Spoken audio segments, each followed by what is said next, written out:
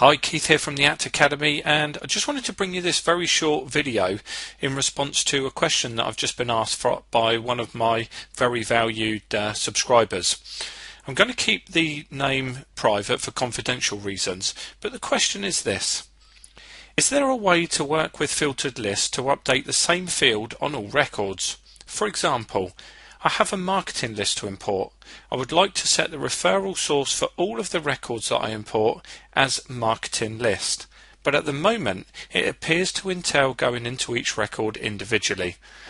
Well, in answer to the question, you certainly don't need to do that, and I've got two particular techniques that I personally use which basically achieve exactly the same result. So the first option is to simply modify the document source, whether it's an Excel spreadsheet, Word document, or whatever it is. So I've got an Excel spreadsheet that I've already created. It's only got 3 contacts in there. So we've got contact name, company, address, address to, city, county, and postcode.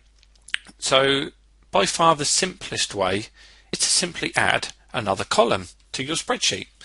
So I'm going to call this referred by, and I'm going to put in the marketing list. If you're not that familiar with Excel, and obviously I've only got 3 records, but let's say you had hundreds of records, all you would simply need to do to actually continue that down the list is highlight the first entry, hold down the left mouse button in the bottom right hand corner of the cell and simply drag it and let go, and Excel will populate the column with the information contained within the first cell. So just a little tip there. So I obviously don't need it for these records, so we'll simply remove that. So that is the first technique that will obviously allow you to do that, and when you do your import, simply map that field to the referred by field that is already available in ACT. The second option, if you didn't want to actually go through that process, is import your data.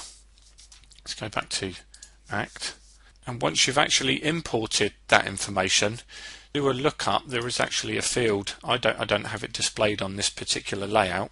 So if you go to look up other fields, find import date equal to today, and when you click OK, obviously those records that you've literally just imported will then appear within the lookup.